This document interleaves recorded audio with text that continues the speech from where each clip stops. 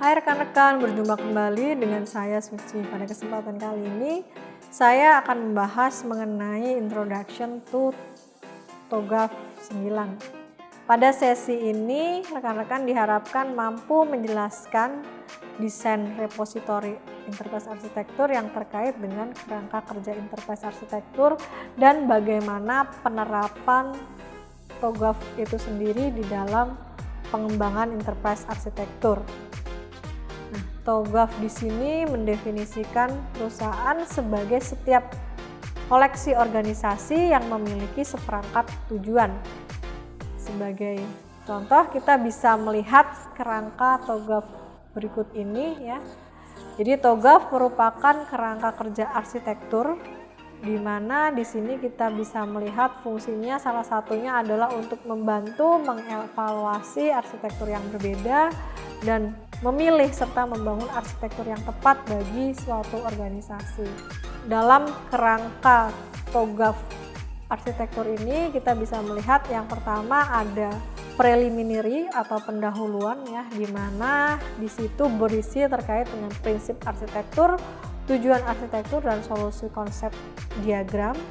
Kemudian yang kedua adalah terkait dengan arsitektur vision ya, visi arsitektur, di mana isinya terkait dengan diagram dekomposisi organisasi, metrik, diagram rantai nilai, dan diagram konsep solusi.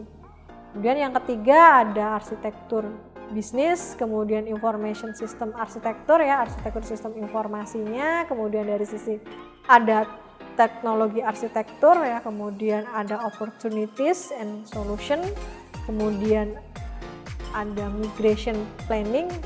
Selanjutnya next di G kita bisa melihat implementation governance, kemudian di H ada arsitektur dari change management. Jadi arsitektur terakhir bicara peluang dan solusi juga terkait dengan ketersediaan katalog untuk interface arsitektur ya.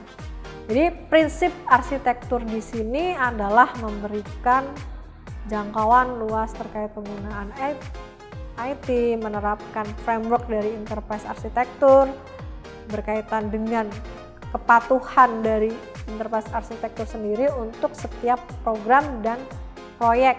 Kemudian bagaimana perencanaan dan pengelolaan interface arsitektur harus bersatu dan memiliki evaluasi dan evolusi yang direncanakan yang diatur di seluruh perusahaan.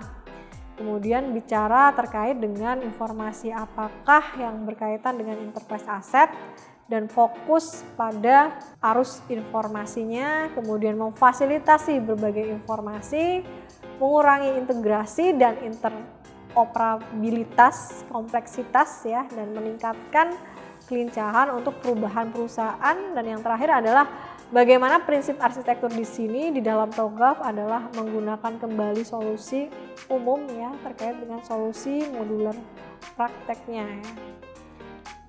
Nah, di sini kita bisa melihat contoh ya application portfolio katalog ya sebagai baseline dari sisi organisasi, contohnya dari sisi IT, finance, manufaktur, sales ya.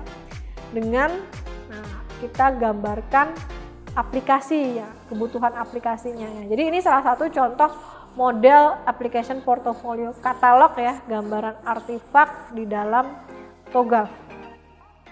Pembahasan kali ini adalah terkait dengan pengembangan arsitektur di dalam perusahaan ya, di mana memiliki peran penting dalam standarisasi dan proses pembangunan arsitektur. Jadi TOGAF di sini fungsinya adalah untuk menyediakan kerangka kerja praktek ataupun best practice untuk menambah nilai dan memungkinkan organisasi untuk membangun solusi yang terbaik dan ekonomi yang menangani masalah bisnis mereka sesuai dengan kebutuhan masing-masing organisasi maupun perusahaan. Demikian yang dapat saya sampaikan pada sesi kali ini. Terima kasih dan selamat belajar.